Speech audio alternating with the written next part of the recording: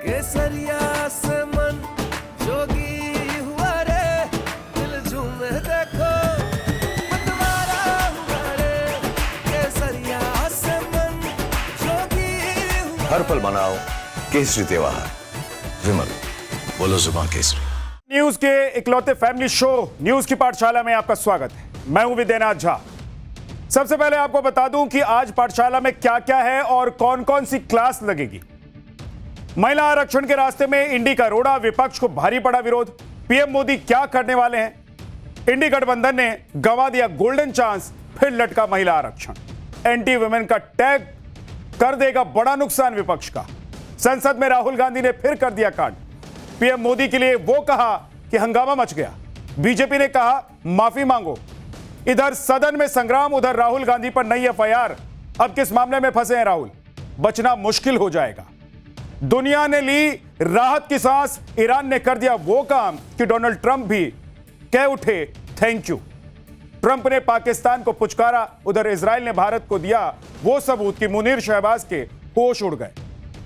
टोपी, नमाज, हिंदू देवताओं का अपमान, नासिक टीसीएस धर्मांतरण केस में पीड़ित का वो खुलासा सुनकर रोंगटे खड़े हो जाएंगे। हिंदुओं का धर्म परिवर्तन करा देने वाला ऐसा कॉर्पोरेट गैंग जो पकड़ाया तो बड़ा पर्दा उठ गया। नकली घी, नकली पनीर, मिलावटी शहद, स्वाद और सेहत के नाम पर आप क्या क्या नकली खा रहे हैं, लिस्ट आ गई है। 2000 किलो नकली पनीर, 2000 किलो नकली घी, 15,000 किलो नकली शहद। सेहत से खिलवाड़ करने वालों क्या तगड़ा एक्शन हुआ है। और अंत में सोचा है कभी, फोन उठाते ही सबसे पहले हेलो ही क्यों बोलते हैं, कोई और शब्द क्यों नहीं बोलते। लेकिन सबसे पहले देखिए दिन भर का रिवीजन।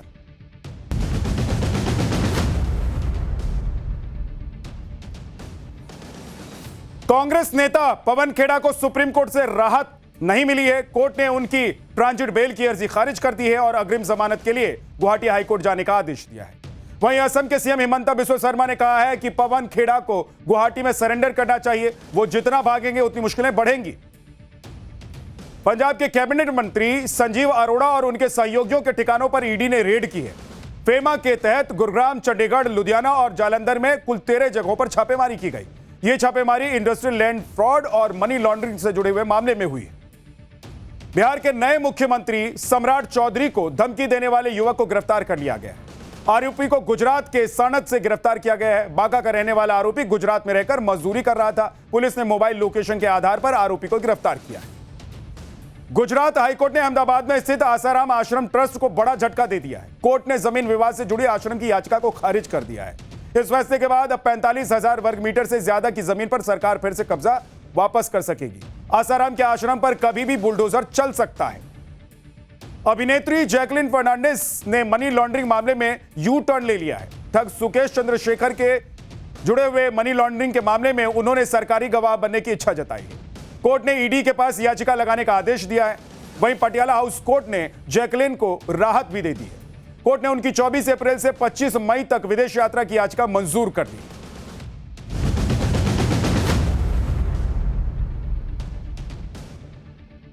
तो दिन भर की रिवीजन के बाद पाठशाला की पहली क्लास यानी कि चैप्टर नंबर 1, महिला आरक्षण के रास्ते में इंडी का रोड़ा, विपक्ष को भारी पड़ा विरोध। पीएम मोदी क्या करने वाले हैं। इंडी गठबंधन ने गंवा दिया गोल्डन चांस, फिर लटक गया महिला आरक्षण। एंटी वुमेन का टैग कर देगा नुकसान। संसद में राहुल गांधी ने फिर कर दिया काट। पीएम मोदी के लिए वो कहा मच गया हंगामा और बीजेपी ने कहा माफी मांगो। इधर संसद में संग्राम, उधर राहुल गांधी पर एफआईआर। अब किस मामले में फंसे हैं राहुल, बचना मुश्किल हो जाएगा। आज राहुल गांधी समेत इंडी गठबंधन ने फिर से एक गोल्डन चांस गंवा दिया। पूरे देश की नजर आज संसद पर थी। हर किसी को इंतजार था कि आज संसद से महिला आरक्षण का रास्ता साफ हो जाएगा या नहीं हो पाएगा, लेकिन जिसका डर था वही हुआ। इंडी गठबंधन ने महिला आरक्षण से जुड़े संविधान संशोधन को पास नहीं होने दिया। 2029 में महिलाओं को 33% आरक्षण मिलने की राह में इंडी गठबंधन ने रोड़ा अटका ही दिया, जबकि इंडी गठबंधन को समझाने मनाने के लिए खुद पीएम मोदी लगे हुए थे। बार बार अपील की थी कि अमित शाह ने 1 घंटे तक विपक्ष की हर आपत्ति का जवाब दिया, जहां तक भरोसा दिया कि 50% सीटें बढ़ाने वाली बात लिखित में भी दे दूंगा। लेकिन इंडी गठबंधन तो पहले से ही सोचकर आया था कि पीएम मोदी को हराना है, पीएम मोदी को क्रेडिट ना मिल जाए। यानी कि पीएम मोदी को हराने के चक्कर में इंडी गठबंधन ने आधी आबादी के अरमानों पर पानी फेर दिया। महिला आरक्षण का जो सपना 30 सालों से लटका हुआ है उसे और लटका दिया इंडी गठबंधन। इंडी गठबंधन तो इस बात पर खुश है कि उसने मोदी को हरा दिया है। इंडी गठबंधन की जीत हो गई, मोदी शाह की जोड़ी हार गई, इसी बात से खुश है इंडी गठबंधन। लेकिन क्या पीएम मोदी को हराने के चक्कर में इंडी गठबंधन में सियासी बलंडर कर दिया है? क्योंकि आज पूरे देश ने देखा कि विपक्ष ने महिला आरक्षण से जुड़े बिलों को पास नहीं होने दिया। अब विपक्ष से लेकर जो भी माहौल बना ले, लेकिन उन पर महिला विरोधी होने का ठप्पा लग गया है। कल पीएम मोदी ने भी चेताया था, इसका विरोध करोगे तो मोदी को फायदा होगा। आज अमित शाह ने भी कह दिया कि अगर विरोध किया तो ग्राउंड पर महिला का गुस्सा देखने को मिलेगा। आज पाठशाला में आपको बताऊंगा कि कैसे आज महिला आरक्षण से जुड़ा बिल संसद से पास नहीं हो पाया। आपको बताऊंगा कि बिल पास ना होने को राहुल गांधी कैसे अपनी जीत बता रहे हैं। आपको यह भी बताऊंगा कि क्या महिला आरक्षण पर संसद में हार पीएम मोदी ने 2029 में अपनी जीत पक्की कर ली है। संसद में आज क्या क्या हुआ, अमित शाह ने कैसे महिला आरक्षण पर फैसला जो फैलाया जा रहा था भ्रम, एक एक भ्रम का उन्होंने जवाब दिया, उसकी हवा निकाल दी। क्या महिला आरक्षण का चैप्टर क्लोज हो गया है या पिक्चर अभी बाकी है, यह भी आज आपको बताऊंगा। इधर राहुल गांधी सदन में जीत का जश्न मना रहे हैं। उन पर कोई बड़ी मुसीबत ऐसा लग रहा है कि आ गई थी और वो मुसीबत टल गई है, इसकी भी बात होगी। लेकिन सबसे पहले देखिए आज दिन भर कैसे महिला आरक्षण बिल पर सियासी घमासान मचा।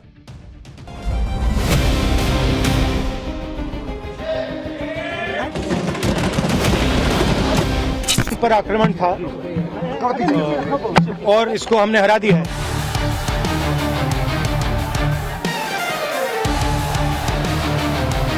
कभी इससे सहमत नहीं हो सकते कि आप इस महिला आरक्षण को इस तरह से परसीमन से जोड़ें कि वो पुरानी जनगणना पर चले जिसमें ओबीसी शामिल भी नहीं है।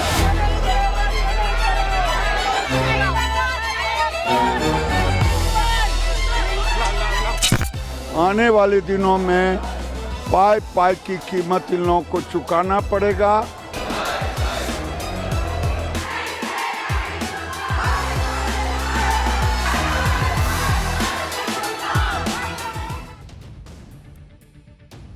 अब से कुछ देर पहले ही संसद में महिला आरक्षण से जुड़े बिल पर वोटिंग हुई। यह बिल संविधान संशोधन 131वां विधेयक 2026 था जिस पर वोटिंग हुई और इस बिल के तहत ही लोकसभा की सीटें बढ़कर 250 करने का प्रस्ताव था। जब संविधान संशोधन पर वोटिंग हुई तो सरकार नंबर गेम में पिछड़ गई। आप देखिए संसद में जो वोटिंग हुई, वोटिंग के वक्त कुल मौजूदा सांसद 528 थे और बहुमत चाहिए था 326 का। बिल के पक्ष में वोट पड़े 998 यानी कि 298। बिल के विरोध में 230 वोट पड़े, यानी कि एनडीए को अपनी लोकसभा में कुल क्षमता से ज्यादा ही वोट पड़े, लेकिन संविधान संशोधन के लिए जो 2/3 बहुमत चाहिए था वो हासिल नहीं हो पाया। यह संविधान संशोधन बिल ही 33% महिला आरक्षण को लागू करने का रास्ता साफ करता है, लेकिन इंडी गठबंधन अड़ गया। संविधान संशोधन बिल के गिरने के बाद लोकसभा को कल तक के लिए स्थगित कर दिया गया। संसद के अंदर की जंग तो वोटिंग के साथ खत्म हो गई। अब बारी संसद के बाहर नैरेटिव की लड़ाई की है। नंबर गेम की लड़ाई तो इंडी गठबंधन जीत गया, लेकिन सवाल है कि क्या वो नैरेटिव की लड़ाई पीएम मोदी से हार गया है? क्योंकि पीएम मोदी ने तो पहले ही कह दिया था कि इस बिल का विरोध भारी पड़ जाएगा, सियासी फायदा बीजेपी को हो जाएगा, और अब वही माहौल भी बन रहा है। संसद में बिल के लटकने के बाद बाहर बीजेपी सांसदों ने संसद परिसर में जबरदस्त विरोध प्रदर्शन किया। स्पष्ट है कि कांग्रेस पार्टी, विशेष रूप से राहुल गांधी, हर बात का विरोध करते हैं। और आज जब नारी उत्थान और नारी विकास के लिए नरेंद्र मोदी की सरकार समर्पित है, उसका भी विरोध। सीट बढ़ा दिया गया, 50% का कमिटमेंट भी दे दिया गया, ऑफर दिया गया, उसका भी विरोध। तो स्पष्ट है कि ये लोग नारी विकास, नारी वंदन, नारी रिप्रेजेंटेशन के पूरे मांग का विरोध करते हैं। देश की जनता और देश की माताएं बहनें उनको कभी माफ नहीं करेंगी। कांग्रेस और इंडी सेक्शन ने जिस ढंग से फिर महिला बिल को गिराने का काम किया, ये देश की जनता और नारी शक्ति ने देखा और उनके चेहरे को भी देखा है। आने वाले दिनों में पाई पाई की कीमत इन लोगों को चुकाना पड़ेगा। हमें तो 293 से 298 मिला, ये मेरे लिए खुशी का बात है। देखिए, महिलाओं के आरक्षण के लिए लाया गया संविधान संशोधन का विधेयक आज जिस तरह से गिरा है और जिस तरह से कांग्रेस ने देश को बांटने के अपने एजेंडा को एक बार फिर पुरजोर शब्दों में रखा, कांग्रेस का चाल, कांग्रेस का चरित्र और कांग्रेस का चेहरा तीनों बेनकाबू हैं। इधर बीजेपी ने विपक्ष के खिलाफ मोर्चा खोल दिया है। ये माहौल बना दिया है कि इंडी गठबंधन की वजह से महिलाओं को 33% आरक्षण मिलते मिलते रह गए।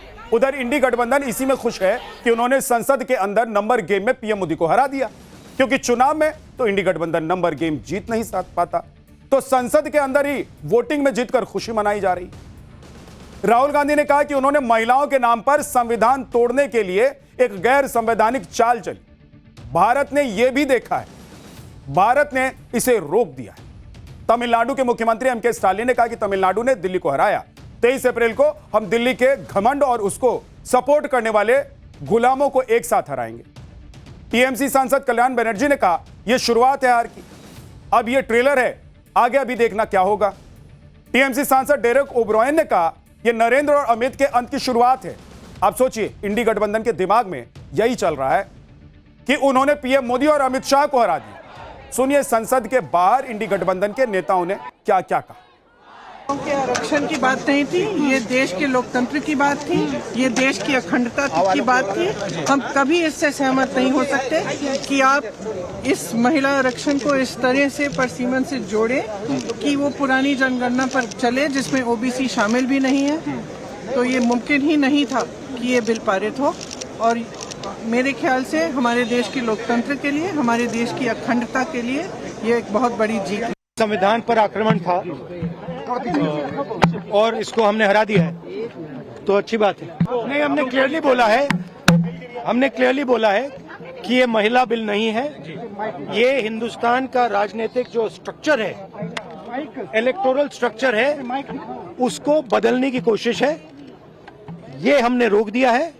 और मैं अभी कह रहा हूं, प्रधानमंत्री से कह रहा हूं, अगर आप महिला बिल चाहते हैं 2023 का महिला बिल निकालिए, उसका इम्प्लीमेंटेशन आज से करिए, और पूरा का पूरा ऑपोजिशन 100% आपको समर्थन देगा और महिला बिल हम इमीडिएट इम्प्लीमेंटेशन करा देंगे। जो हमारा पक्ष था वो हमने अपना पक्ष बिल्कुल साफ रखा है, और लगता तो ये कि फिर गाड़ी थमी रह गई, लगता कोशिश में कुछ कमी रह गई होगी। और हम महिला आरक्षण के पक्ष में हैं।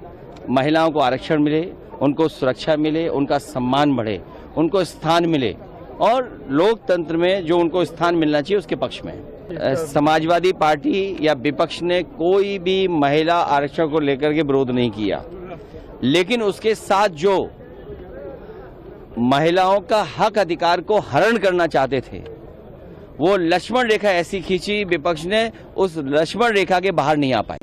ये पूरा वेल प्लान्ड है भारतीय जनता पार्टी द्वारा, क्योंकि वो जानते हैं कि समाजवादी पार्टी और सभी ऑपोजिशन पार्टीज ने मिलकर महिला आरक्षण बिल को 2023 में पास कराया था।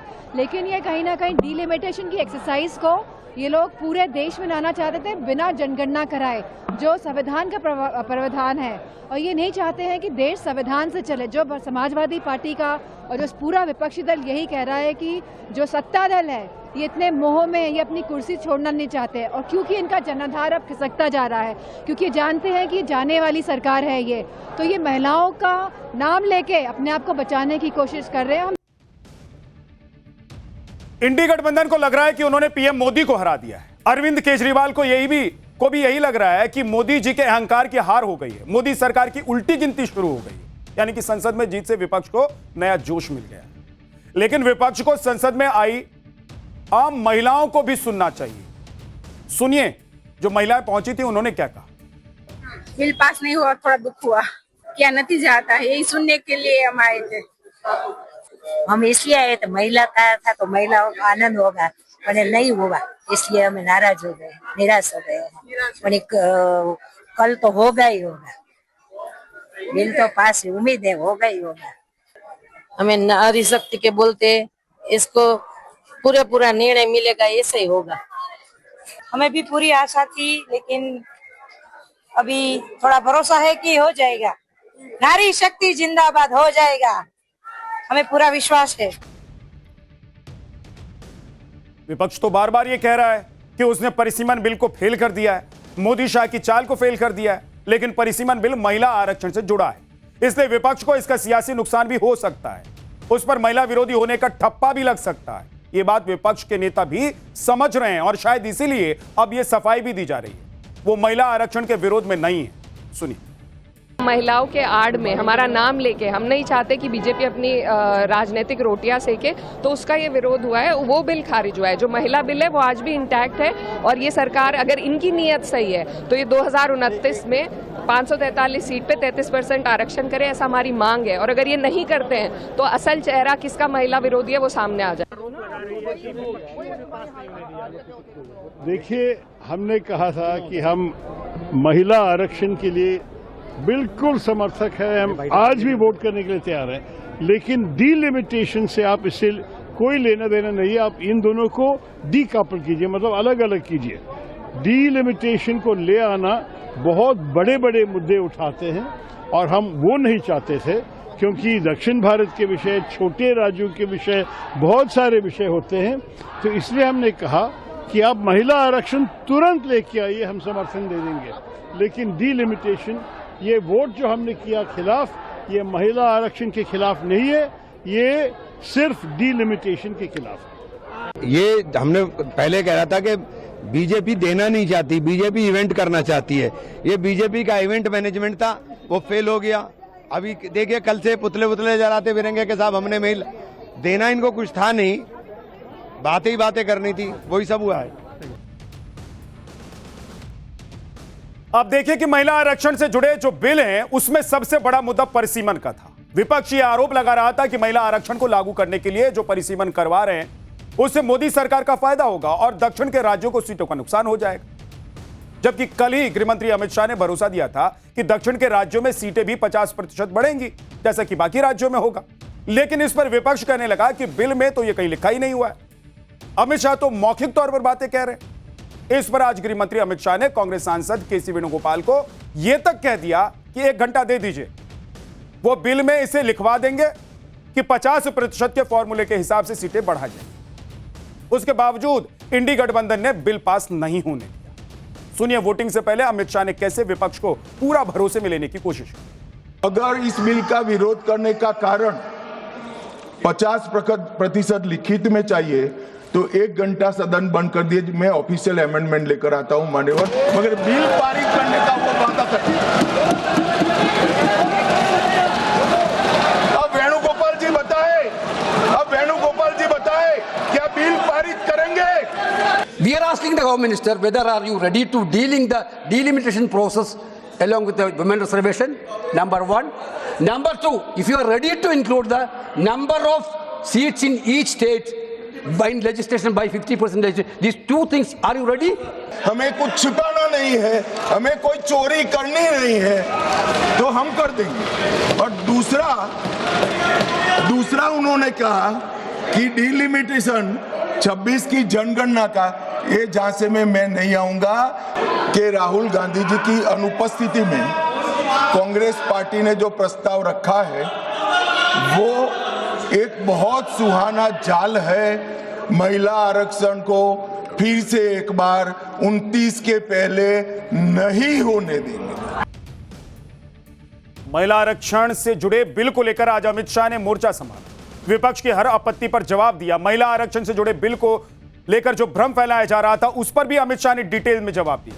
भ्रम नंबर 1 क्या फैलाया जा रहा था कि मोदी सरकार जातिगत जनगणना को टाल रही है। अमित शाह ने कहा कि नहीं भाई, जातिगत जनगणना तो हो ही रहा है, कर ही रहे हैं। भ्रम नंबर 2, साउथ के राज्यों के साथ अन्याय हो जाएगा।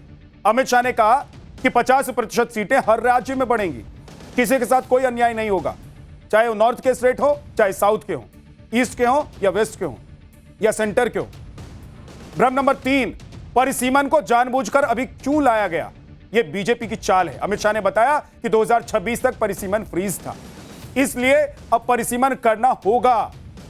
भ्रम नंबर 4, परिसीमन की आड़ में बीजेपी का सियासी फायदा हो जाएगा। अमित शाह ने कहा कि आबादी कई गुना बढ़ गई है, सीटें अभी तक नहीं बढ़ाई गई हैं, तो परिसीमन करना ही होगा। अमित शाह ने संसद में बताया कि आखिरी बार जब परिसीमन के तहत सीटें बढ़ाई गई थी, तब से अब तक देश की आबादी 56 करोड़ से बढ़कर 1 करोड़ 140 करोड़ हो गई है, जिस वजह से कई सीटों पर तो वोटर्स की संख्या 50 लाख तक पहुंच गई। अमित शाह ने विपक्ष को चैलेंज देते हुए कहा कि अगर कोई समझ सकता है और समझा सकता है तो बता दें। जिस सांसद के क्षेत्र में 49 लाख वोटर्स हों, वो कैसे जिम्मेदारी निभाएगा। इसी को ध्यान में रखते हुए संविधान में समय समय पर परिसीमन का प्रावधान है। सुनिए उन्होंने क्या। 76 में इस देश की आबादी थी 54.79 करोड़ और आज 140 करोड़। तो 54.79 करोड़ आबादी में जितने सांसद थे उतने ही 140 करोड़ की आबादी के बाद रखना, ये इनका मानना है। मान्यवर, आर्ग्यूमेंट क्या दिए गए? यानी अमित शाह ने बताया कि जनसंख्या डबल होगी, सीटें वही हैं, तो फिर परिसीमन तो करना होगा। लेकिन विपक्ष यह कहने लगा कि इसे महिला आरक्षण से मत जोड़ो। लेकिन सवाल यह है कि परिसीमन को और कितना टाला जाएगा। आज नहीं तो कल परिसीमन तो होना ही है। संसद में आज नेता विपक्ष राहुल गांधी ने भी अपनी बात रखी। राहुल गांधी ने आरोप लगाया कि सरकार दक्षिण के राज्यों के अधिकार छीन रहे हैं। इस पर गृहमंत्री अमित शाह ने जवाब दिया कि विपक्ष दक्षिण और उत्तर में भेद करके देश के टुकड़े टुकड़े करना चाहता है। Now let me explain what you are doing. You are telling the South Indian states, you are telling the northeastern states, you are telling small states in India that in order for the BJP to remain in power, we are going to take away representation from you. This is nothing short of an anti-national act. This is what you are doing. And under no circumstances are we going to allow you to do it. दक्षिण का राज्यों का इस सदन पर इतना ही अधिकार है जितना उत्तर के राज्यों का अधिकार है। अरे दक्षिण छोड़िए, छोटी सी यूटी लक्षद्वीप का भी इतना अधिकार है जितना उत्तर प्रदेश, गुजरात और बिहार का। ये देश को इस तरह के नैरेटिव से, उत्तर दक्षिण के नैरेटिव से टुकड़े टुकड़े नहीं करना चाहिए। मन इससे ऊपर उठना चाहिए। ये क्या कहना चाहते हैं कि ये सदन में जो व्यक्ति बैठता है वो ये सोचता है कि किस राज्य से मैं आ रहा हूं। मान्यवर, हम शपथ लेते हैं तो मन से लेते हैं। जो संविधान हाथ में लेकर शपथ लिए हैं वो उत्तर दक्षिण का भेद कराना चाहते हैं, हम नहीं होने देंगे। महिला आरक्षण को लेकर आज नेता विपक्ष राहुल गांधी ने अपनी बात रखी। उनके पास अच्छा मौका था कि वो महिला आरक्षण को लेकर जो तर्क है उन्हें स्पष्ट करके रखें, लेकिन राहुल गांधी ने फिर से वही गलती की जो वो अक्सर किया करते हैं। राहुल गांधी इधर उधर की बात करने लग गए, कहानी सुनाने लगे। भाई संसद भवन है, कहानी सुनाने की जगह है, लोरी सुनाने की जगह है। महिला आरक्षण पर बोलते हुए राहुल गांधी बालाकोट, नोटबंदी, सिंदूर का जादूगर, इस तरह की बातें करने लगे। तो हद है, इतनी सीरियस बातें हो रही हैं, सीरियस टॉपिक पे डिबेट चल रहा है, स्पेशली ये सदन बुलाया गया है, वोटिंग होनी है शाम को, और राहुल गांधी को मजाक सूझ रहा है, कह रहे हैं मजे लीजिए। मतलब महिला आरक्षण से कोई लेना देना नहीं है राहुल गांधी को, ऐसा लग रहा था उनकी बातों। राहुल गांधी के इस भाषण पर विवाद हो गया। बीजेपी ने आरोप लगाया कि जनता की तरफ से चुने गए प्रधानमंत्री के बारे में राहुल गांधी अनाप शनाप शब्द इस्तेमाल कर रहे। विवाद के बाद राहुल गांधी के बयान को संसद की कार्रवाई से हटा तक दिया गया। राहुल गांधी के बयान पर कैसे बीजेपी ने पलटवार किया, सुनिए। इस देश के प्रधानमंत्री के संबंध में जिस प्रकार के शब्दों का प्रयोग नेता प्रतिपक्ष के द्वारा किया जा रहा है, मैं समझता हूं यह बेहद दुर्भाग्यपूर्ण है और इसकी जितनी भी निंदा की जाए वह कम है। इस देश की जनता ने उन्हें प्रधानमंत्री बनाया है। हमारे दल को इतनी स्ट्रेंथ दी है जिससे स्ट्रेंथ के कारण वह प्रधानमंत्री बने। या किसी व्यक्ति का यह अपमान नहीं कर रहे हैं बार बार मैजिशियन कहकर, देश की जनता का अपमान कर रहे हैं अध्यक्ष महोदय। और मैं आपसे अनुरोध करना चाहता हूं, जिन शब्दों का इन्होंने प्रयोग किया उसे सदन की कार्रवाई से बाहर निकाला जाना चाहिए और राहुल गांधी को क्षमा मांगनी चाहिए देशवासियों। भाषण के दौरान राहुल गांधी ने अपनी बहन प्रियंका गांधी वाड्रा का भी जिक्र किया। राहुल गांधी ने लाइट एंड नोट पर कहा कि जो काम वो 20 साल से नहीं कर पाए वो उनकी बहन प्रियंका वाड्रा ने 5 मिनट में कर दिया। I was watching my sister achieve something that in 5 minutes achieve something that I have not been able to do in maybe 20 years of my political career, which was to make Mr. Amit Shah ji smile. That's something that I also need to practice and learn, and I was feeling very proud as an older brother as she was doing that, delivering the speech. अब महिला आरक्षण पर राहुल गांधी की seriousness देखिए। वो कभी खुद artist बनने लगते हैं, कभी पहेलियां बुझा रहे हैं, कभी बाग बगीचे की बातें बता रहे, कहानी सुना रहे हैं, दादी की कहानी सुना रहे हैं कि दादी ने क्या किया, मैं डर जाता था बचपन में, डर लगता था। राहुल गांधी ने सदन में एक तारीख की बात की, यह तारीख थी 16 अप्रैल, और राहुल गांधी इस तारीख के बहाने पीएम मोदी पर निशाना साध रहे और कहा उन्होंने कि लोग खुद इस 16 नवंबर की पहेली को बूझें। इस पर बीजेपी सांसद निशिकांत दुबे ने भी कांग्रेस को एक तारीख याद दिला दी, 17 अप्रैल की तारीख। सुनिए कैसे सदन में तारीख वर्सेस तारीख हुआ। So I was watching him and I noticed on my phone 16th of April. And I was like, my God, how crazy. That's the number. 16. This 16 number. This is the number. The whole answer to the riddle is in the number 16. Everything is in the number 16. Now, if anybody understands what I'm saying, please send me a message, and on Twitter you can tell what it is. But the answer to your problems, and you're going to find out very soon, is in the number 16. आज 17 अप्रैल है और पूरे सदन के लिए और पूरे देश के लिए आज 17 अप्रैल को 2 घटना हुई सर। 17 अप्रैल 1987 को पहली बार राजीव गांधी जी के ऊपर बोफोर्स के कमीशन खोरी का आरोप लगा और यहां के फ्रंट पेज पर चला। 17 अप्रैल वो दिन था सर, 17 अप्रैल 1998 वो दिन था जिस ओबीसी की ये बात कर रहे हैं, सीताराम केसरी का धोती खोलकर सोनिया गांधी जी कांग्रेस की अध्यक्ष हो गए। इसके बाद जब राहुल गांधी बाहर आए तो उनसे मीडिया ने उसी 16 नवंबर वाली पहेली के बारे में पूछ लिया, जिस पर राहुल गांधी ने कहा कि ये लोग खुद बूझें कि 16 नवंबर के बहाने वो क्या कहना चाह रहे थे। सुनिए। पजल है और 16 का नंबर एक पजल है, देश सॉल्व करे, क्या है 16? तो वही तो है, पजल है, थोड़ी बताऊंगा इसका आंसर ऐसे। सोल्यूशन है, मिलेगा तो मैं बोल दूंगा यही है। महिला आरक्षण को लेकर आज संसद में जो बहस हुई उसे लेकर विपक्ष कितना गंभीर है, इसका अंदाजा आप टीएमसी सांसद कल्याण बनर्जी के बयान से भी लगा सकते हैं। कल्याण बनर्जी महिला आरक्षण पर यह सलाह देने लगे कि मंत्री प्रधानमंत्री सबका पद आरक्षित कर दीजिए, स्पीकर के पद को भी आरक्षित कर दीजिए। सुनिए कल्याण बनर्जी ने क्या कहा। I am giving a suggestion, accept it. I have 50% reservation on the basis of this. Let it be done. Second, 50% of the ministry should be reserved for the women. And the Prime Minister's seat also be reserved for the women by rotation. अरे मोदी जी तो नहीं आएगा, चिंता क्या है, दे दीजिए women को 50%. And I respect this honorable speaker Birla जी, मेरा बहुत प्यार का, बहुत रिस्पेक्ट करता है, बहुत अच्छा आदमी है, लेकिन unfortunately BJP will not come back in power in 2029.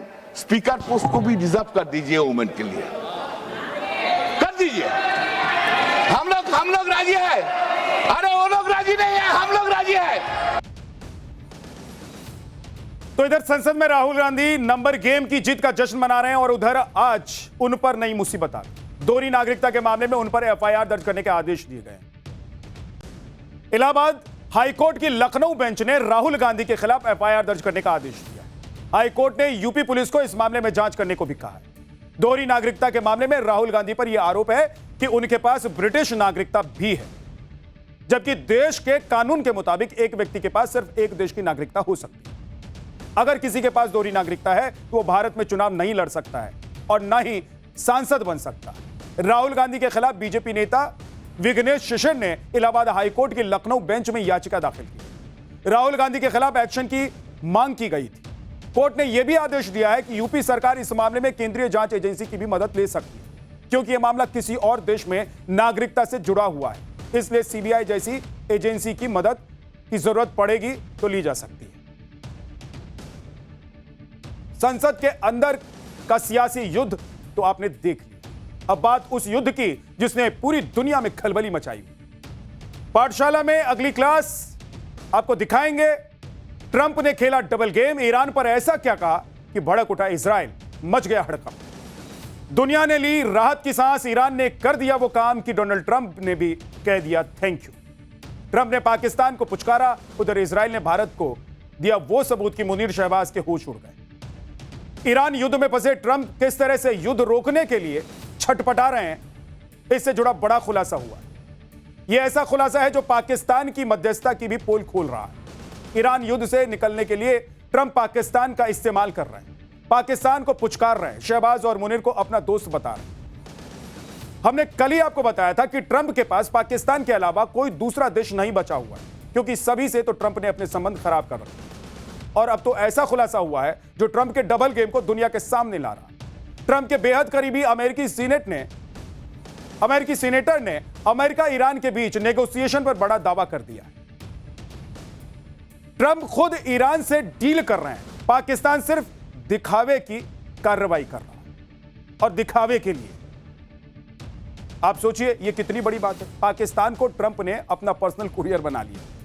Trump खुद डील कर रहे हैं और अपना मैसेज पहुंचाने के लिए शहबाज और मुनीर को दौड़ा रहे हैं, उनका इस्तेमाल कर रहे हैं।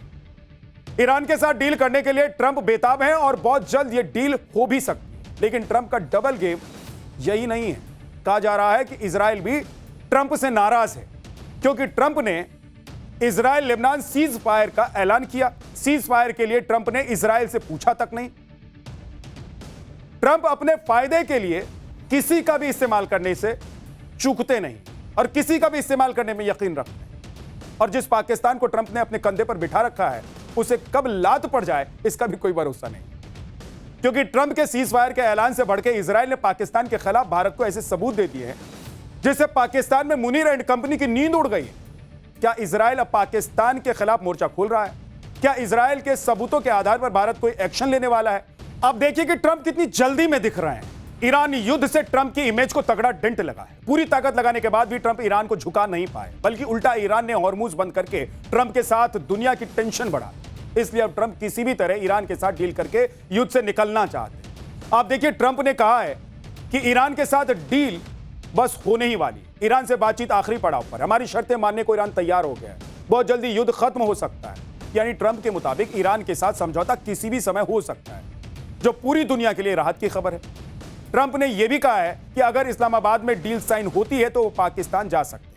ईरान के साथ ट्रंप की डील होने से पहले एक बड़ी खबर आ गई। स्ट्रेट ऑफ हॉर्मुज जिसे ईरान ने बंद करके रखा हुआ था और जिस पर अमेरिका ने ब्लॉकेड लगा रखा था, उससे जुड़ी बड़ी अपडेट और खबर आई। ईरान ने हॉर्मुज को पूरी तरीके से खोल दिया है, पूरी तरीके से बिना रोक टोक जहाज हॉर्मुज से जा सकेंगे। हॉर्मुज पार करने में कोई रुकावट नहीं होगी। 49 दिन बाद हॉर्मुज खुलने के बाद दुनिया ने राहत की भी सांस ली है। स्ट्रेट ऑफ हॉर्मुज खुलने के साथ ही तेल और गैस की कीमतों में बड़ी गिरावट भी आई है। अब देखिए, कच्चे तेल की कीमतों में 10% की गिरावट आई है, गैस की कीमत में 9% की गिरावट आई है, ब्रेंट क्रूड की कीमत $89 प्रति बैरल पर आ गई है, WTI क्रूड की कीमत $83 प्रति बैरल हो गई है। हॉर्मुज का खुलना ग्लोबल एनर्जी सिक्योरिटी के लिए बहुत जरूरी था। अब तेल और गैस की सप्लाई फिर से नॉर्मल हो जाएगी। दुनिया भर में पेट्रोल, डीजल और गैस की कीमतों में भी कमी आने की उम्मीद है। ट्रंप ने भी हॉर्मुज खुलने का स्वागत किया है, लेकिन यह भी कहा है कि जब तक ईरान से समझौता नहीं हो जाता है और युद्ध रुक नहीं जाता है, हॉर्मुज पर अमेरिकी ब्लॉकेड जारी रहेगा। अब हॉर्मुज का खुलना संकेत है कि अमेरिका और ईरान में डील होने वाली है। अगर ईरान और अमेरिका में समझौता हो जाता है और युद्ध खत्म हो जाता है तो यह पूरी दुनिया के लिए बहुत बड़ी खबर हो, क्योंकि युद्ध की वजह से कई देश प्रभावित हो रहे हैं, इकोनॉमी पर इंपैक्ट पड़ रहा है। ईरान के साथ अमेरिका का समझौता होने के संकेत तो पहले से ही मिलने लगे थे। जब ट्रंप की भाषा बदल गई, आपको ईरान अमेरिका डील से जुड़े 5 संकेत बताता हूं। पहला संकेत तो यही है कि ट्रंप पिछले कुछ दिनों से लगातार शांति और बातचीत का जिक्र कर। ट्रंप ने कहा भी था कि सीज फायर बढ़ाने की जरूरत नहीं पड़ेगी क्योंकि ईरान समझौता करना चाहता है। दूसरा संकेत यह है कि इजराइल और लेबनान में सीज फायर हो गया है। ईरान लगातार इसकी डिमांड कर रहा था, अब सीज फायर होने के बाद ईरान अमेरिका समझौते की उम्मीद बढ़ गई। तीसरा संकेत यह कि न्यूक्लियर मुद्दे पर सहमति बन गई है। ट्रंप दावा कर रहे हैं कि ईरान अपना न्यूक्लियर डस्ट अमेरिका को देने को तैयार हो गया। चौथा संकेत यह है कि ट्रंप खुद पाकिस्तान जाने की बात कर रहे हैं। अगर डील होने की संभावना नहीं होती तो ट्रंप पाकिस्तान जाने की बात नहीं कर। पांचवा संकेत यह कि अमेरिका ईरान के बीच बैकडोर से सारी बातचीत हो चुकी है। आने वाली बैठक में दोनों देशों में समझौता संभव है। और शायद यही वजह है कि ट्रंप अब ईरान पर प्यार भी लुटा रहे हैं। जिस ईरान की सभ्यता खत्म करने की धमकी दे रहे थे, उसी ईरान के लिए ट्रंप कह रहे हैं कि हमारे रिश्ते बहुत अच्छे हो गए। ईरान के साथ अमेरिका की डील लगभग होने वाली है। अब तो ईरान ने हॉर्मुज भी खोल दिया है और सारे संकेत यही कह रहे हैं कि डील लगभग होने ही वाली है। आप ये तस्वीरें देखिए, ईरान के राष्ट्रपति खुलेआम बेखौफ होकर साइकिल चलाते दिखाई दे रहे हैं। ईरान के राष्ट्रपति पेजेश्कियान के साथ कई और मंत्री अधिकारी भी हैं। ईरान के राष्ट्रपति ने इस्फान शहर में साइकिलिंग की, साइकिल चलाई इन्होंने, जहां अमेरिका का दावा है कि ईरान की न्यूक्लियर साइट है। अब आपको बताते हैं कि ईरान के साथ अमेरिका की संभावित डील के पीछे की असली कहानी है क्या, क्योंकि सभी को इस बात की हैरानी है कि अचानक से पाकिस्तान के लिए ट्रंप का प्यार क्यों उमड़ पड़ा। लोग भी हैरान हैं कि जिस पाकिस्तान की इमेज कर्जा मांगने वाले देश की है, वो अमेरिका ईरान में सीज फायर के लिए मध्यस्थता कैसे कर सकता है और कैसे कर रहा है।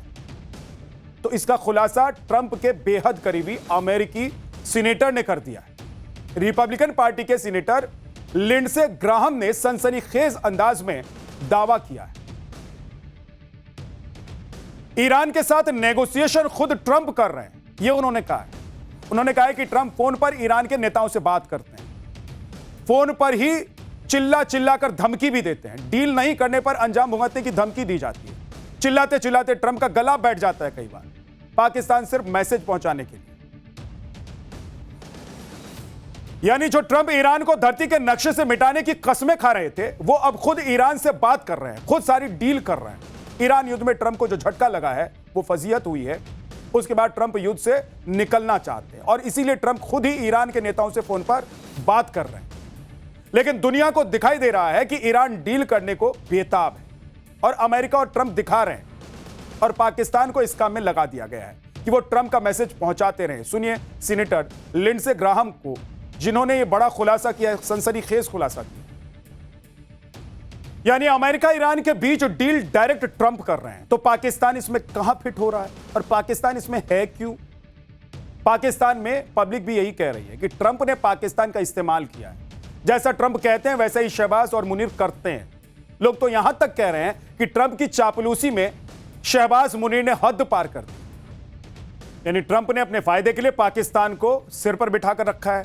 ट्रंप की इसी विदेश नीति की अमेरिका में जमकर आलोचना हो रही है। अमेरिका में लोग कह रहे हैं कि ट्रंप ने अमेरिका के सहयोगी देशों को लगातार नीचा दिखाया। यूरोप के साथ अमेरिका के संबंध सबसे निचले स्तर पर आ गए। ट्रंप ने भारत को छोड़कर पाकिस्तान जैसे देश को चुन लिया, जिसने अमेरिका की सालों की कूटनीतिक मेहनत पर पानी फेर दिया। यानी ट्रंप ने कई अमेरिकी राष्ट्रपतियों की मेहनत अपनी सनक में बर्बाद कर दी। सुनिए जापान में अमेरिका के राजदूत रहे इमैनुअल ने कैसे ट्रंप की विदेश नीति की धज्जियां उड़ा दी। ट्रंप को हर चीज का क्रेडिट चाहिए। ईरान पर हमला किया तो मैंने किया, ईरान से डील होगी तो मेरी वजह से होगी, दुनिया भर के युद्ध में मैं कूदा तो युद्ध रुकवा दिया, मुझे नोबेल मिलना चाहिए। इसी चक्कर में ट्रंप ने अपने सहयोगियों से संबंध खराब कर दिया और इसी कड़ी में सबसे नया नाम इजराइल का है। ट्रंप ने इजराइल और लेबनान के सीज फायर का ऐलान किया, लेकिन अब इसी से इजराइल के नाराज होने की भी खबर है। ट्रंप ने बिना इजराइल से पूछे ही सीज फायर का ऐलान कर दिया। ट्रंप ने यह भी कहा कि वो दुनिया भर में युद्ध रुकवा रहे हैं।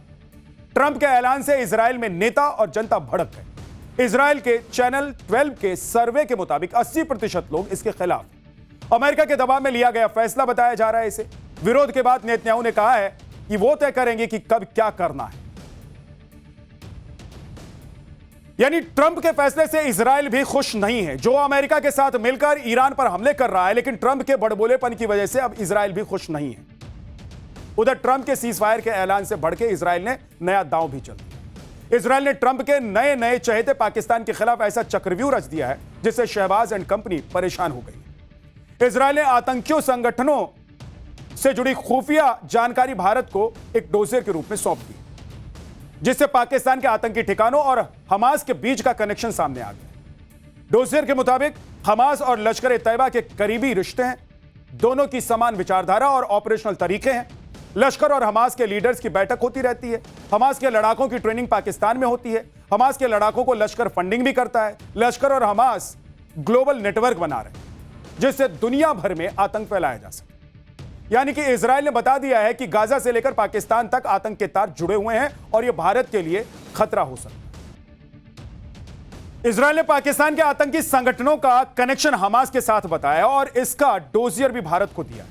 यह कोई छोटी घटना नहीं है, यह छोटी बात नहीं है, क्योंकि इजराइल अपने दुश्मनों को माफ नहीं करता है, साफ करने में यकीन रखता है। अगर यह साबित हो जाता है कि हमास को पाकिस्तान से मदद मिल रही है, ट्रेनिंग और फंडिंग हो रही है, तो शहबाज और मुनीर की टेंशन बढ़ जाएगी, क्योंकि एक्सपर्ट्स के मुताबिक पाकिस्तान के खिलाफ इजराइल ऑपरेशन का माहौल बना सकता है। पाकिस्तान के आतंकी ठिकानों पर निशाना बना सकता है इजराइल। पाकिस्तान पर ऑपरेशन सिंदूर जैसे एक्शन हो सकते हैं। हालांकि अभी यह सब संभावनाएं हैं, लेकिन इजराइल का जो ट्रैक रिकॉर्ड है उसे देखते हुए कहा जा रहा है कि पाकिस्तान की मुश्किलें बढ़ने वाली हैं, पाकिस्तान के लिए मुसीबत आने वाली है। भारत के हाथों ऑपरेशन सिंदूर में पिटने के बाद पाकिस्तान उबर नहीं पा रहा है। किसी तरह ट्रंप की चापलूसी करके पाकिस्तान काम चला रहा है, लेकिन अगर इजराइल ने कुछ करने का ठान लिया तो शायद ट्रंप भी इजराइल को नहीं रोके, जैसा लेबनान में इस वक्त दिखाई दे रहा है कि चाहकर भी ट्रंप इजराइल को रोक नहीं पा रहे। कुल मिलाकर शहबाज और मुनीर को इजराइल ने नई टेंशन दे दी और भारत तो पहले से ही तैयार बैठा है। ऑपरेशन सिंदूर कभी भी फिर से शुरू हो सकता है, ये भारत ने कह रखा है। पाठशाला में अब अगली क्लास, टोपी, नमाज, हिंदू देवताओं का अपमान, नासिक टीसीएस धर्मांतरण केस में पीड़िता का वो खुलासा सुनकर रोंगटे खड़े हो जाए। हिंदुओं का धर्म परिवर्तन करा देने वाला ऐसा कॉर्पोरेट गैंग जो पकड़ाया तो बड़ा पर्दा उठ गया। महाराष्ट्र के नासिक में टीसीएस के दफ्तर में कथित धर्मांतरण और यौन शोषण के मामले ने पूरे देश को हिलाकर रखा हुआ है। जब से इस मामले का खुलासा हुआ है तब से जांच में सन्न कर देने वाले खुलासे हुए। 7 आरोपी गिरफ्तार किए जा चुके हैं, लेकिन इस नासिक टीसीएस कांड की मास्टरमाइंड मानी जा रही निदा खान अब तक पुलिस की गिरफ्त में नहीं आ पाई। शुरुआती जांच के बाद एसआईटी ने निदा खान को नासिक के कॉर्पोरेट गैंग का मास्टरमाइंड माना। इस सब के बीच पहली बार एक पीड़ित का लिखित बयान भी सामने आया, जिसमें नासिक के कथित कॉर्पोरेट गैंग के सारे धागे खुल गए। नासिक कांड से जुड़ा एक 2 साल पुराना वीडियो भी सामने आया और इस वीडियो में वही होता दिखाई दे रहा है जिसका आरोप एक पीड़ित ने लगाया है। जैसे जैसे नासिक कांड की जांच आगे बढ़ रही है, आरोपियों की तरफ से विक्टिम कार्ड का नैरेटिव भी शुरू हो चुका है। पूरे मामले को साजिश बताया जा रहा है, लेकिन महाराष्ट्र के सीएम देवेंद्र फडणवीस ने ऐलान कर दिया है कौन सच्चा कौन झूठा, इसका खुलासा जांच एजेंसियां कर ही रहेंगी। आज पाठशाला में पूरे देश को हिला देने वाले नासिक कांड का एक एक अपडेट आपको बताने वाला हूं, लेकिन पहले इस मामले पर मचे घमासान की एक झलक आप देखिए।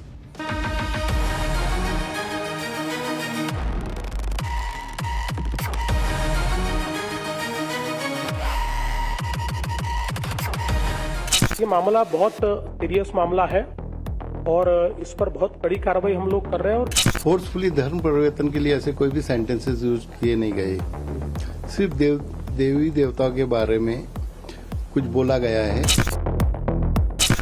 हम मिट्टी में मिला देंगे, ये हालत कभी जिहादी के हम करने वाले हैं। उसने कंप्लेंट दी कि दानिश और उसके बाद एक तौफीक था, ईद थी, ईद के टाइम बुलाया, उनको टोपी पहनाया और टोपी पहना के एक ग्रुप में उनका नाम डाल दिया।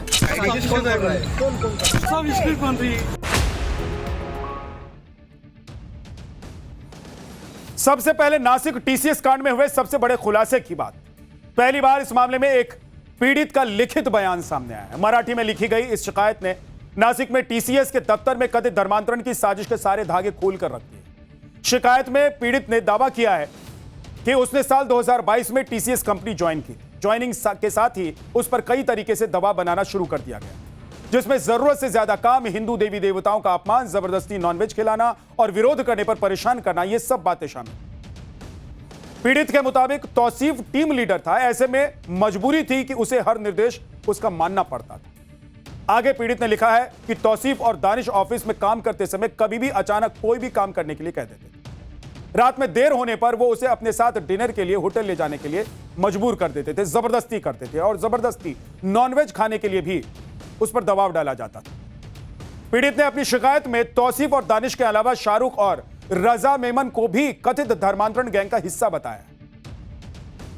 पीड़ित ने अपनी शिकायत में यह भी आरोप लगाया है कि करीब 2 साल पहले आरोपी तौसीफ ईद पर उसे अपने घर लेकर गया, जहां जबरदस्ती सिर पर टोपी पहना दी उसके और नमाज पढ़ने के लिए मजबूर किया। टोपी पहनाने वाले फोटो लेकर एक ग्रुप में डाल दी गई और उसे भी ग्रुप में ऐड कर दिया गया। पीड़ित के इस आरोप पर 2 साल पुराना यह वीडियो भी मुहर लगा रहा है, जिसमें आरोपी तौसीफ पीड़ित को टोपी पहनाता हुआ दिखाई दे रहा है। पीड़ित ने घर ले जाकर टोपी पहनाने और नमाज पढ़ने के लिए मजबूर करने के लिए अपनी शिकायत में तौसीफ के साथ ही आरोपी दानिश का भी नाम लिया। सुनिए आरोपी दानिश के वकील ने इन आरोपों पर क्या कहा। 35 साल का उम्र का इंसान है, मेल आदमी। उसने कंप्लेंट दी कि दानिश और उसके साथ एक तौफीक था। इन लोगों ने उनको परस्यू किया, उनके साथ बहुत सी बातें की और वो हिंदू डेटीज को नाम रखते थे और मुस्लिम धर्म कैसा अच्छा ही बतलाते थे। और उस बिना पे उस नमाज के टाइम ईद के टाइम बुलाया, उनको टोपी पहनाया और टोपी पहना के एक ग्रुप में उनका नाम डाल दिया कि ही ऐसा उनका बोले कि कन्वर्शन के पीछे थे। पीड़ित ने अपनी चिट्ठी में तौसीफ और दानिश के साथ ही कंपनी में काम करने वाले दूसरे आरोपियों पर भी कई गंभीर आरोप लगाए, जिनमें से कुछ गंभीर आरोप के बारे में आपको बता देता हूं। पीड़ित के मुताबिक ऑफिस में काम के बीच अक्सर तौसीफ और दानिश उसे घेर लेते और हिंदू देवी देवताओं का मजाक उड़ाते थे और अपने मुस्लिम धर्म अपनाने के लिए उकसाया जाता था। पीड़ित का आरोप है कि पिता का बीमारी का फायदा उठाकर आरोपियों ने धर्म परिवर्तन का दबाव बनाया और कहा कि ऐसा करने पर सारी समस्याएं ठीक हो जाए। पीड़ित ने अपनी शिकायत में दावा किया है कि उसका परिवार रामदास स्वामी का भक्त है, ऐसे में वो भी धर्म के सभी नियमों का पालन करता है और गले में रुद्राक्ष की माला भी पहनता है। पीड़ित के मुताबिक यही धार्मिक पहचान तौसीफ और दानिश को खटकती थी।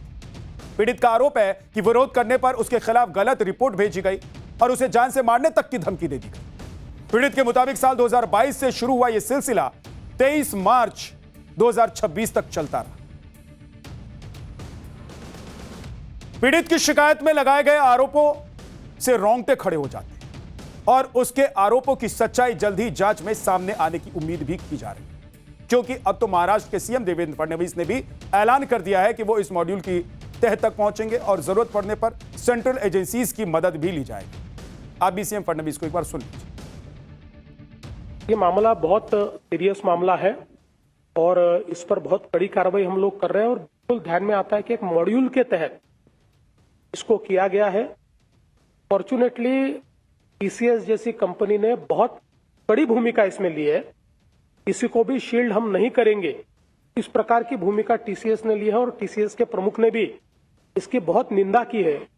और मुझे लगता है कि इस मॉड्यूल के तार कहां तक है इसकी जांच हम लोग करेंगे। हम लोगों ने सेंट्रल एजेंसीज को भी इत्तला दी है और आवश्यकता के अनुसार उनकी भी मदद इसमें ली जाएगी। नासिक में देश की जानी मानी आईटी कंपनी टीसीएस के बीपीओ में कथित धर्मांतरण और यौन शोषण के मामले में कंपनी मैनेजमेंट ने बड़ा एक्शन भी लिया है। मामले में फरार चल रही आरोपी निदा खान को कंपनी ने तत्काल प्रभाव से सस्पेंड कर दिया। निदा खान का जो सस्पेंशन लेटर सामने आया है उसने निदा खान को लेकर चल रही कई अफवाहों पर विराम लगा दिया। अब तक यह कहा जा रहा था कि निदा खान कंपनी की एचआर हेड थी, लेकिन सस्पेंशन लेटर में साफ लिखा हुआ है कि निदा खान 27 दिसंबर 2021 से कंपनी में प्रोसेस एसोसिएट पद पर काम कर रही। निदा खान के सस्पेंशन लेटर में कंपनी ने बेहद सख्त लहजे में कहा है कि पुलिस और न्यायिक मामले जैसी गंभीर स्थिति को देखते हुए उन्हें तुरंत प्रभाव से निलंबित किया जाता है। इसके साथ ही टीसीएस के नेटवर्क तक निदा खान की एक्सेस को भी बंद कर दिया गया है। मैनेजमेंट ने सख्त निर्देश दिया है कि निदा खान कंपनी के किसी भी दूसरे कर्मचारी से इस पर बात ना करें। इस बीच निदा खान की गिरफ्तारी के लिए छापेमारी जारी है। आज एसआईटी की टीम एक निदा खान के रिश्तेदार के घर एक रिश्तेदार को लेकर थाने के मुमरा इलाके में पहुंची। सूत्रों के मुताबिक एसआईटी को मुख्य आरोपी निदा खान के मुमरा में होने की जानकारी मिली। पुलिस के सूत्रों के हवाले से जो उसे जानकारी मिली है कि निदा खान प्रेग्नेंट भी है और इसका हवाला देकर वो गिरफ्तारी से बचने के लिए अग्रिम जमानत लेने की कोशिश में जुटी। सुनिए निदा खान पर लगे आरोपों पर उसके वकील ने क्या कहा। एफआईआर आप देखेंगे तो उसमें फोर्सफुली धर्म परिवर्तन के लिए ऐसे कोई भी सेंटेंसेस यूज किए नहीं गए। सिर्फ देवी देवताओं के बारे में कुछ बोला गया है जिससे उनकी भावना दुखी है कंप्लेनेंट की। इस टाइप की कंप्लेंट है। फोर्सफुली कोई एक्ट हुआ है, फोर्सफुली धर्मांतर के लिए, ऐसा कोई भी एफआईआर 8 एफआईआर में से कोई भी एफआईआर में ऐसा कुछ मेंशन नहीं किया गया है।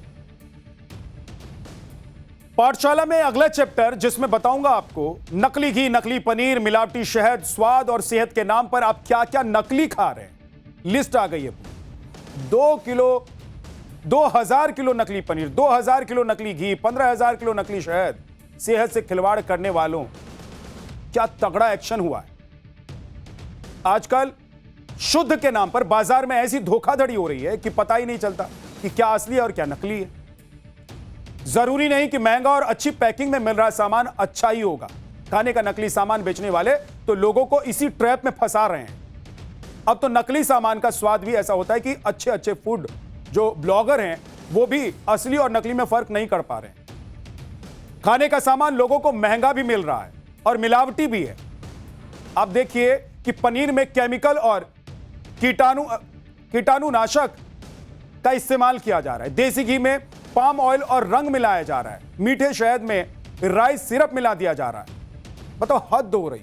सोचिए, आपको कुछ भी खिलाया जा रहा है। यानी सेहत बनाने के लिए जो सामान आप बाजार से अपने घर में लाते हैं उसे खाकर आप सिर्फ बीमारी ही लाते हैं और बीमार ही पड़ेंगे। बल्कि ऐसी बीमारी होगी जिससे निपटना भी बहुत मुश्किल हो सकता है, जो आपकी जान पर बन पड़ सकती है। कहां हजारों किलो नकली पनीर की बड़ी खेप पकड़ी गई, कहां ब्रांडेड देसी घी के नाम पर धोखाधड़ी हो रही और कहां मीठे शहद की कड़वी सच्चाई सामने आई है। मिलावटखोरों के गोरख धंधे की एक एक तस्वीर आज आपको दिखाने जा रहे हैं। लेकिन पहले खाने वाले हर सामान में मिलावट करके कैसे आपकी सेहत के साथ खिलवाड़ किया जा रहा है उसका एक ट्रेलर देखिए।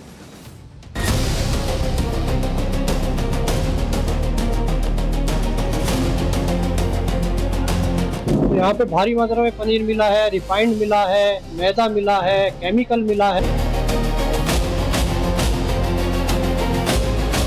राइस सिरप की मिलावट पाई गई है जो कि सेहत के लिए हानिकारक है। सेहत और स्वाद के लिए अगर आप पनीर खाते हैं तो सावधान हो जाइए। मेरठ में खाद्य विभाग ने पनीर की ऐसी फैक्ट्री पकड़ी है जहां हजारों किलो नकली पनीर मिला है। ये नकली पनीर बड़े बड़े कंटेनर्स में भरकर रखा गया था। जब खाद्य विभाग के अधिकारी यहां पहुंचे तो वो भी हैरान रह गए। ये नकली पनीर डिलीवरी के लिए तैयार था। अगर ये नकली पनीर नहीं पकड़ा जाता तो कुछ दिनों में ये आपके घर तक, आपके किचन तक पहुंच सकता। नकली पनीर बनाने के लिए बोरों में कास्टिक सोडा भरकर रखा गया। नीले ड्रमों में वो केमिकल मिला है जिससे नकली पनीर तैयार किया जा रहा था और इसी बड़ी मात्रा में नकली पनीर का प्रोडक्शन हो रहा था। ये देखकर अधिकारी हैरान है। नकली पनीर को बनाने वाला रिफाइंड तेल भी मिला है। एक दो नहीं बल्कि रिफाइंड तेल के कई कंटेनर इस नकली पनीर की फैक्ट्री से बरामद किए गए। अधिकारियों के मुताबिक इस फैक्ट्री से 2800 किलो बना हुआ नकली पनीर जब्त किया गया। इसके अलावा 5800 लीटर दूध, 510 लीटर रिफाइंड और पामोलिन तेल, नकली पनीर बनाने के लिए 35 किलो मैदा, 15 लीटर पारदर्शी संदिग्ध तरल पदार्थ, सफेद तरल पदार्थ और नीले रंग का केमिकल मिला। सुनिए कि मेरठ पहुंची खाद्य विभाग की टीम ने क्या बताया। तो यहाँ पे भारी मात्रा में पनीर मिला है, रिफाइंड मिला है, मैदा मिला है, केमिकल मिला है जो कि प्रतिबंधित है, नहीं लगना चाहिए। तो उसी के चलते टीम ने नमूने लिए हैं सभी चीज़ के। जो सारी चीज़ें हैं वो सीज कर दी गई हैं नियम अनुसार और जो पनीर है मिलावटी से नष्ट कराया जा रहा है। फिर और क्या क्या मिला है इसके साथ? इसके अलावा कुछ एक नीला तरल पदार्थ मिला है जो संदेहास्पद है। एक सफ़ेद पारदर्शी तरल पदार्थ मिला है एक ड्रम में। एक फॉर्मेलिन मिली है जो कि नहीं होनी चाहिए इस यूनिट पे। नकली देसी घी की फैक्ट्री का भी भंडाफोड़ हुआ है। यह सूरत में हुआ है जहां स्वास्थ्य विभाग ने 2000 किलो से ज्यादा नकली देसी घी बरामद किया। पुलिस ने सबका फूड्स नाम की फैक्ट्री पर छापा मारा जहां से पुलिस ने नकली घी और पैकिंग मशीनरी और कैश समेत 36 लाख रुपए का सामान भी जब्त किया। आरोपियों ने नकली घी बनाने के लिए पूरी यूनिट बना रखी थी। फैक्ट्री में यह नकली घी बड़े बड़े ड्रमों में भरकर रखा गया था। खाद्य विभाग की टीम जब मौके पर पहुंची तो हैरान रह गई। नकली घी बनाने के लिए केमिकल को सिरिंज में भरकर इस्तेमाल किया जा रहा था। आरोपी पूरी नापतौल के साथ नकली घी तैयार कर रहे थे। शुरुआत में तो खाद्य विभाग की टीम भी असली और नकली का फर्क नहीं पकड़ पाई, लेकिन मौके से जो केमिकल मिला है उसके बाद 2 लोगों की गिरफ्तारी हुई। आप जानकर हैरान रह जाएंगे कि आरोपियों ने फसाई लाइसेंस भी नहीं लिया था। फसाई लाइसेंस ले लिया था, यह हैरानी की बात है, ताकि किसी को शक ना हो, लेकिन इस लाइसेंस की आड़ में वो शुद्ध घी के नाम पर केमिकल वाला मिलावटी घी बेच रहे हैं। सुनिए सूरत पुलिस ने क्या बताया। ये लोग 1 किलो घी में से 15 किलो डुप्लीकेट घी बनाते थे। उसमें जो घी बनाते थे उसमें पाम ऑयल, वनस्पति ऑयल, डुप्लीकेट घी, डुप्लीकेट बटर, वो सब मिलाते थे। उसमें एसेंस भी डालते थे और कलर भी डालते थे और ये पूरा हानिकारक घी बनाते थे। और 2 साल से ये काम कर रहा था और उसका बिजनेस सूरत सिटी और पूरे साउथ गुजरात में फैला हुआ है। अब हमारा स्पेशल सेगमेंट सोचा है कभी, वो सवाल जो दिमाग की बत्ती जला।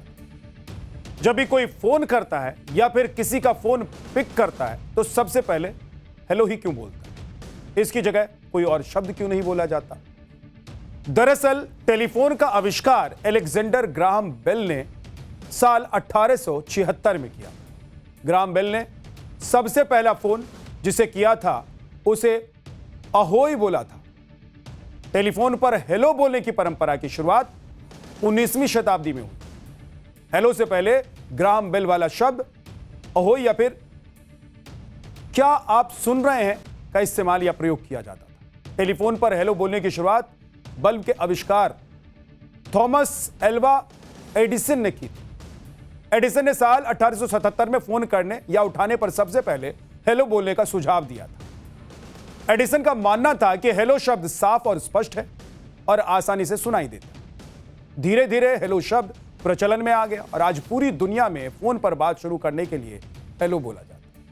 हालांकि फोन पर हेलो बोलने को लेकर और भी कई तरह की कहानियां हैं, लेकिन उनका कोई प्रमाण नहीं है। पाठशाला में आज के लिए इतना ही। नमस्कार।